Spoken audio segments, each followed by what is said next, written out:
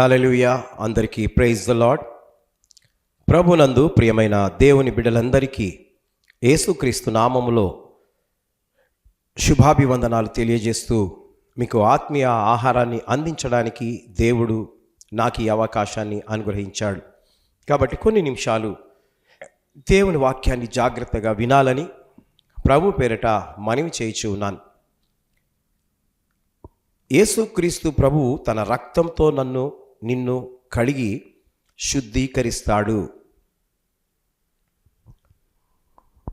నేనొకప్పుడు 19వ సంవత్సరంలో యేసు ప్రభుల వారి దగ్గరికి వచ్చినప్పుడు దేవునికి నేను మొట్టమొదట ప్రార్థన చేయడము ప్రారంభించాను. ఏమని ప్రార్థించానంటే, అయ్యా నేను పాపిని, నా పాపమును క్షమించండి. నేను ఎన్నో వ్యతిరేకమైన పనులను చేస్తూ కాలాన్ని గడుపుతూ ఉన్నాను. 18 సంవత్సరాలు విచ్చలవిడిగా తిరిగినాను. చెడు అలవాట్లకు గురి అయినాను, నేర్చుకున్నాను. చెడు సహవాసముతో నేను నడిచాను. నేను చేసేది తప్పని నేను గ్రహించి నాకు ఒక చావు భయము రావడం వల్ల యేసుక్రీస్తు ప్రభుల వారిని తెలుసుకున్నాను. నా పాపములకు పరిహారము ఆయన ఒక్కడే చెల్లించాడు. ఈ లోకంలో చాలామందిని వెతికాను, ఎవరైనా నా పాపాల కొరకు ప్రాయశ్చిత్తము చెల్లించారా అని, కానీ ఎవరూ కనబడలేదు. 18 సంవత్సరాల వరకు నా ఇష్టానుసారంగా జీవించాను. 19వ సంవత్సరంలో ప్రభువా నీవొక్కడవే క్షమించే దేవుడవని నేను తెలుసుకున్నాను. అది బైబిల్ గ్రంథంలో వ్రాయబడి ఉన్నది. కాబట్టి దైవ సేవకులు బోధిస్తూ ఉంటే ఆ బోధ ద్వారా నేను నా పాపములను ప్రభు సన్నిధిలో కుమ్మరించాను, ఒప్పుకున్నాను. కన్నీరు కారుస్తూ ఏడుస్తూ, అయ్యా నీ రక్తములో నా పాపములను కడుగు, నన్ను శుద్ధీకరించు.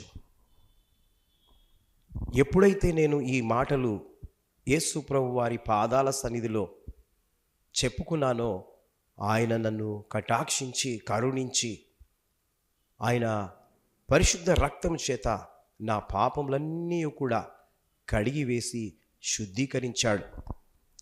ప్రియమైనటువంటి దేవుని బిడ్డలారా, ఈ విధంగా నేను సత్యాన్ని తెలుసుకున్నాను.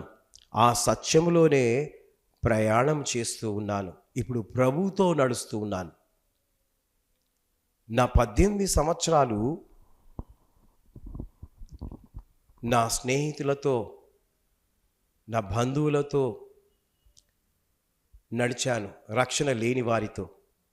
కానీ ఇప్పుడు 19వ సంవత్సరంలో రక్షణ పొందిన తర్వాత నా యేసయ్య నా కొరకు రక్తానికి సిలువలో కార్చాడని తెలుసుకొని నేను శుద్ధీకరించబడ్డ తర్వాత ఏ తప్పులకు నేను లోబడకుండా క్రీస్తును చూస్తూ నడుస్తూ ఉన్నాను. ప్రభునందు ప్రియమైన వారలారా, ఈ రోజున నీవు ఎవరిని చూసి నడుస్తున్నావో ఒకసారి గమనించాలని జ్ఞాపకం చేస్తూ ఉన్నాను. దేవుడు మీకు కూడా ఈ అనుభవం ఉండాలి. దేవుడు తన ప్రశస్తమైన తన రక్తంతో నన్ను కడిగి గతంలో మనము చేసిన తప్పులన్నీ అసహించుకొని పాపము ఇక మీదట చేయకము. ఎందుకు అంటే ప్రభువు నన్ను కడిగాడు, శుద్ధీకరించాడు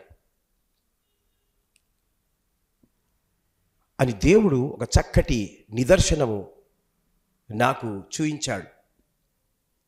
ఇప్పటి వరకు ఎన్ని శోధనలు వచ్చినా, ఎన్ని ఇబ్బందులు వచ్చినా, ఎవరు ఏమి అనుకున్నా, నేను మాత్రము దేనికి తల వంచక ఆ ప్రభువారి యొక్క సన్నిధిలో తల వంచుతూ ఆయన మాటలకు లోబడి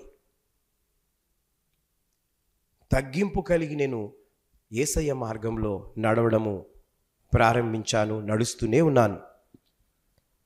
ఆ తర్వాత నేను తిరిగి తప్పు చేయకుండా ఉండడానికి ఆయన నా విషయంలో నా సహవాసము చేసింది ఏమిటంటే పరిశుద్ధాత్మను నాకు అనుగ్రహించాడు. పరిశుద్ధాత్మతో నేను సహవాసం చేశాను. పరిశుద్ధులతో సహవాసం చేయడము నేర్చుకున్నాను. కాబట్టి ఈ రోజున చాలామంది పాస్టర్లు గుర్తుపడుతూ ఉంటారు, బ్రదర్ ఎవరు అని అంటే పలానా బ్రదర్ అని. అప్పుడు అట్లనే సువార్తను ప్రకటిస్తాడు, ఇప్పుడు అట్లనే సువార్తను ప్రకటిస్తూ ఉన్నాడు. దేవునికి స్తోత్రం. బ్రతుకుట క్రీస్తే, చావైతే లాభం, మేలు. ఆ విధంగా ప్రభువును చూస్తూ అనుక్షణము ఆయన రక్తములో నేను పరిశుద్ధపరచబడుతూ దేవుని మందిరాన్ని నడిపించడానికి అధికారము పొంది ఉన్నాను. కాబట్టి దేవుని బిడ్డలారా, ఈరోజు ఆ అనుభవం నీకుందా? దేవుని ఆత్మ చేత నీవు నింపబడ్డావా? పరిశుద్ధాత్మ కావాలని నీవు అడుగుతున్నావా? ఒకవేళ పొందకపోతే, అడగకపోతే ఈరోజే అడుగు. దేవుని ఆత్మను పొందు, పరిశుద్ధంగా జీవించడం నేర్చుకో, ఆయనకు సాక్షిగా బ్రతకాలని ఈ మాటలు తెలియజేస్తున్నాను. ఒకవేళ నీవు పాపివైతే ఈరోజే రక్షణ దినం, రేపు నీ దినము కాకపోవచ్చు. యేసయ్యా నా పాపాలు క్షమించు. ఈ మాటలు పాస్టర్ గారి ద్వారా నేను వింటూ ఉన్నాను. నన్ను శుద్ధీకరించు, నీకు సాక్షిగా నన్ను వాడుకో అని దేవుణ్ణి అడుగు. దేవుడు నీకు సహాయం చేస్తాడు. దేవుడి మాటలు దీవించి ఆశీర్వదించునుగాక. May God bless you.